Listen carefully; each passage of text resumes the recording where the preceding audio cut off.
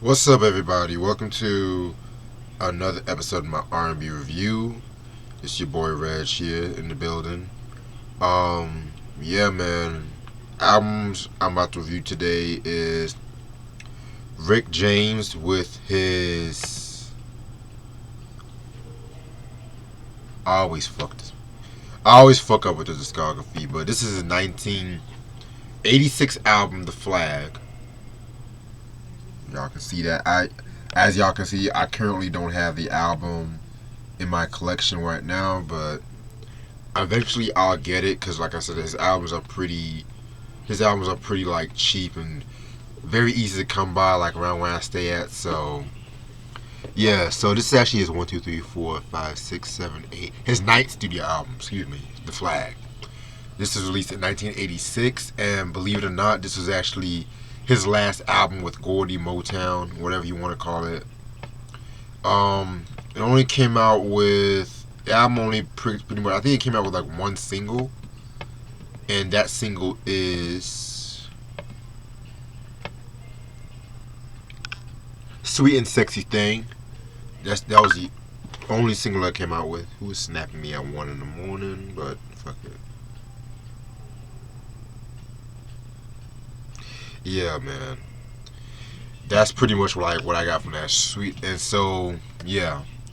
And as usual, Rick James produced his whole album, solo and shit like that.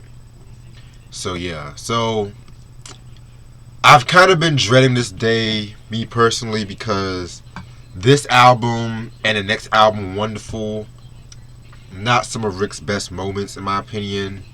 Like he was just going through like a lot of shit around this period.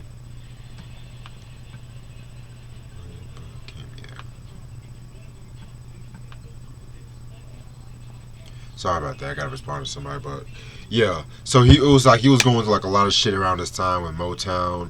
Um, After the release of the Glow album, which a lot of people kind of shitted on too, but I like the album, some parts of it. He was kind of going through some bullshit with Motown over like creative control over his music.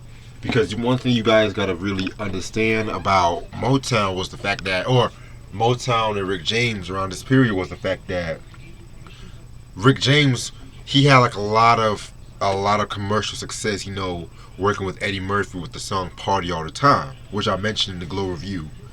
And so with Party All the Time, Motown wanted Rick James to do the same kind of popish kind of shit he was doing with Eddie on his album. But Rick kind of had like a different mind state with this album. See, he called this album The Flag because around this time too, he became interested in like nuclear waste and missiles and whatnot. And if I'm not mistaken, I want to say the nuclear war was happening around this time too. Like, I think there was like a nuclear war around this time too, or some shit like that. And then with Ronald Reagan being president, like he wanted to like have like a very political album. Motown, as usual, disagreed. They said no, no, we want you to do like the poppy Motown. Want me to do this shit? So basically, this was supposed to have been like the last album for Goldie Records and shit like that. But Motown wanted to do some slick shit, and they wanted and sued Rick James because they said that he owes Motown another album. Basically, he owes Motown another album. However, Rick James countersued Motown basically for unpaid royalties and from stealing money from the Mary Jane Girls. I'm gonna mention the Mary Jane Girls. It's another different story with the Mary Jane Girls basically. So I'll mention them in a minute too. So yeah, I don't know who won the outcome with that lawsuit. Didn't even think of like I don't think who won. I don't know who won the outcome of the lawsuit, but it's kind of crazy too because when I reviewed like the Rick James Cold Blooded Tina Marie what was that robbery, the class of '83 review and shit like that. So um Tina Marie sued Motown too because of the fact that trying to get out of a contract, all that shit. And I feel like she was fared more successful in that lawsuit than Rick James and stuff like that too. So yeah. Now back to the Mary Jane Girls. Okay, so the Mary Jane Girls, they were very big. Like in '83, they came out with their first album, but it wasn't until 1985 when they came out with that what was the album? The album with Only for You album with In My House, that was like their biggest. That was like their biggest single and shit like that. A lot of people want to call them one hit wonders and shit like that. A lot of people want to call them one hit wonders and stuff like that. But me personally, as much as people love In My House, I love like All Night Long, like that first album from '83, the self-titled one. I personally love that album a lot more, me personally, because of the fact it was more traditional with like that classic Rick James sound. You know what I'm saying? Which I'm gonna definitely talk about that album one day. One day I'm gonna talk about those two albums one day.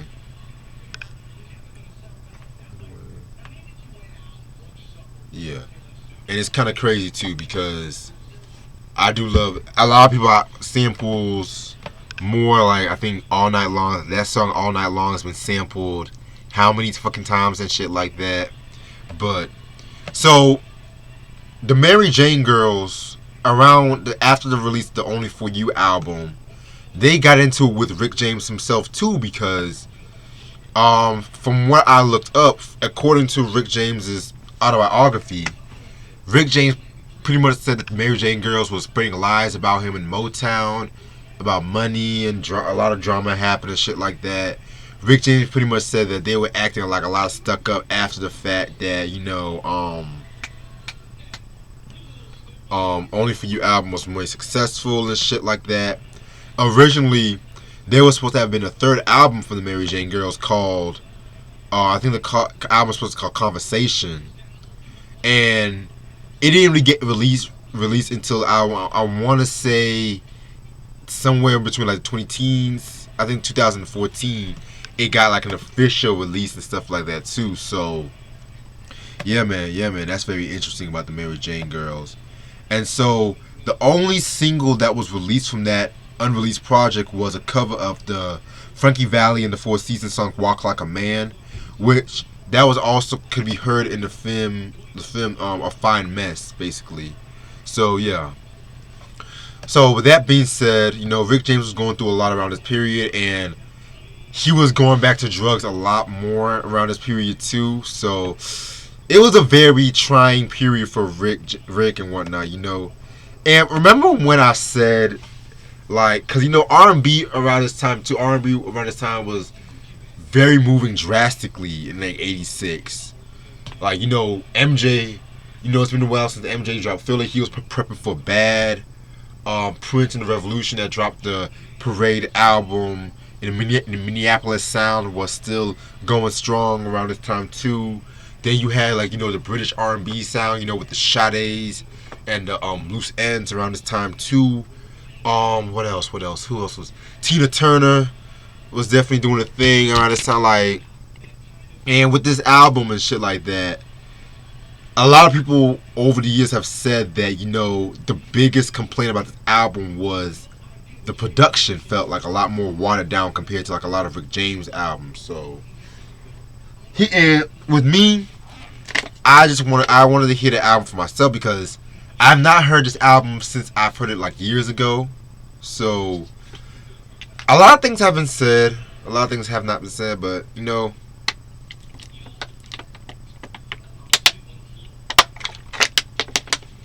tell you, Deer Park Water. That's my shit, but alright, so and with this album, it kinda has a few skits. Like a few skits and shit like that too, so yeah, so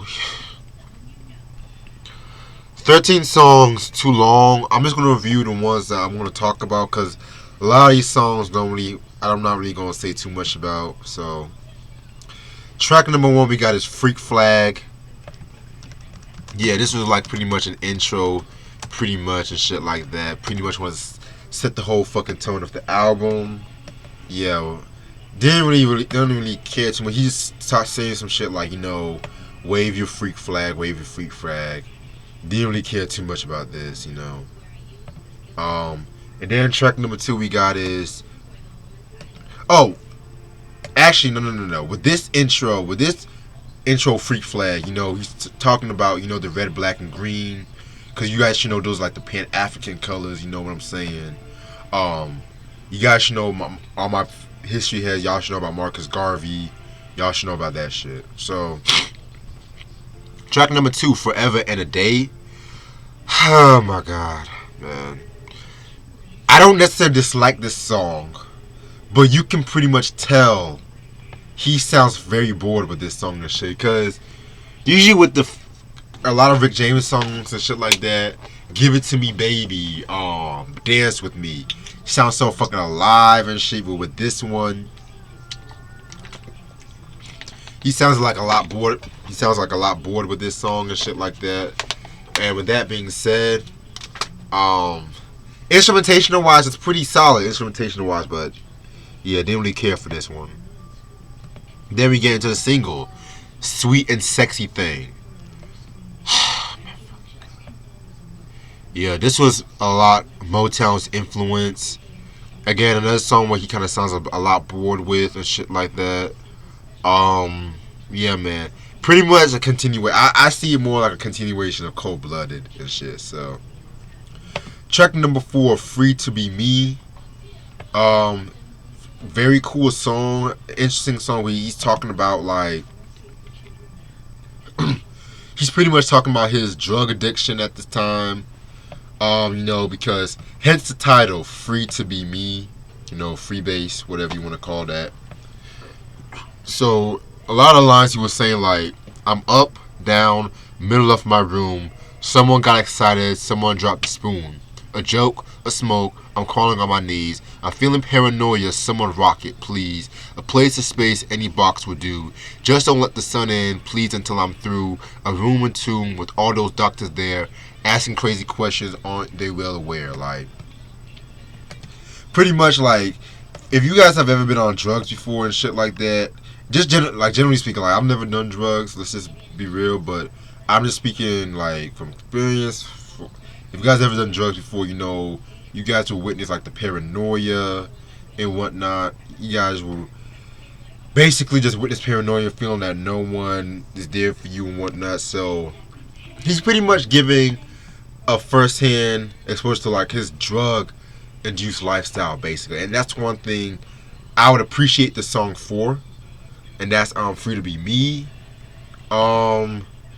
Track number 5 is Save It For Me. You gonna have a song called Free to Be Me, then Save It For Me, like again. And a problem I have with this song and the last song was the beat was so atypical for Rick James and shit. It was just so but yeah, nothing to be said about that song. Track number 6 we got is Freak Flag, which is another skit right there. Track number 7, Are You Experienced? This song features Kenny Hawkins of the, if I'm not mistaken, the Hawkins Singers or some shit like that. He does a very dope guitar solo, which pretty much the guitar solo saved the song because, yeah, Our Experience was pretty much talking about just traditional trying to get with this girl. Are you ready for me? That's one thing I got from that shit right there. Next song we got, this is a pretty interesting song we got next. Funk in America / Silly Little Man. It's kind of like 2 songs in one, to be real. This is probably the closest of being my favorite song off this album. The closest for its political edge, because with this song he's pretty much talking about Ronald Reagan and Mikhail Gorbachev and shit like that. Just talking about, how they're fucking up the country around this time and shit like that too. So that's pretty much what I got from this song, Funk in America, Silly Little Man. Yeah, I like the song, but at the same time, compared to like some of his other previous songs, like Mr. Policeman and what's that one song from the Cold Blooded? PIMP, PIMP, SI the SIMP off the Cold Blooded album. Again, he's not really sounding interested. He just sounds like he's just dragging. Like, I got what he was trying to do with this song. Trust me, trust and believe. But I wish it could have been done a little bit better.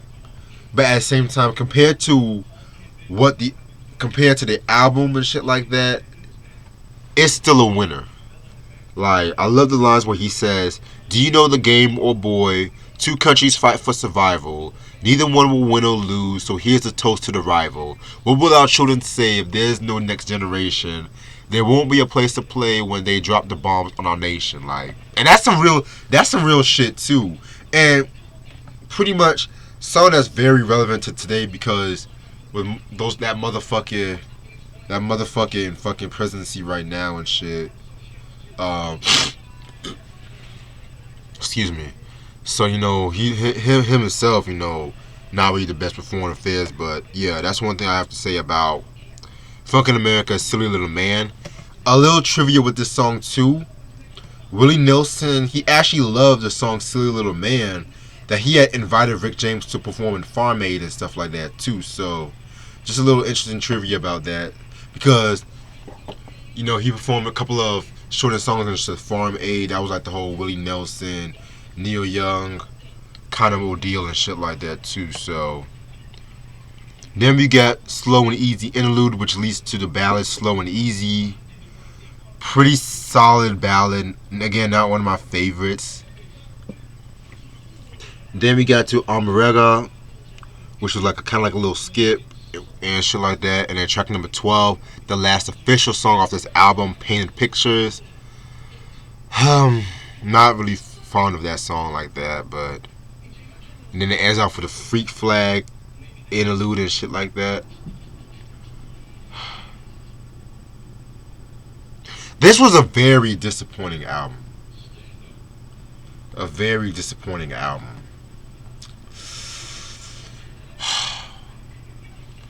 Let me start with the bad. Okay, so a lot of the bad has to do with just the way he was just dragging the fucking album, because if you listen to like a lot of previous Rick James albums, like Come Get It, like Garden of Love, Busting at the L7, Garden of Love, Garden of Love, that being underrated, Street Songs, just a fucking raw funk, the energy throughout this whole fucking album and shit like that. You know what I'm saying?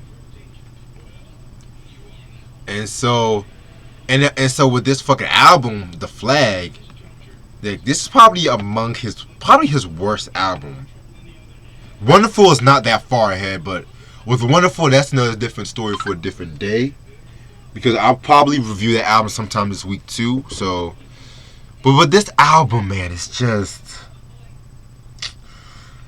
man, it has so much potential and whatnot. It has so much potential.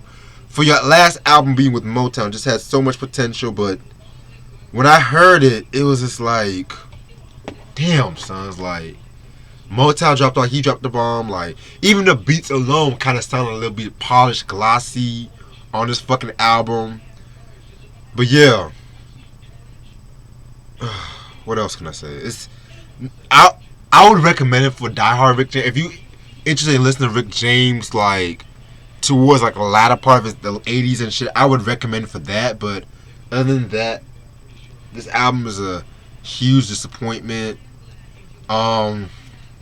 They re-released this album, part of like the Rick James collection, the Motown collection, actually be exact, in a 2014 Complete Motown's albums compilation. So if you guys want to find the album, must have in your collection. I don't have the album right now. Like I said, if I see the album, I'm gonna get. But yeah, that's Rick James with The Flag, 1986 on Gordy Records. And so he would later leave Motown around this time too, and he was signed to Reprise, which was under Warner Brothers. Stay tuned on that, because that's another story there too. And with that being said, it's your boy Reg here. Peace.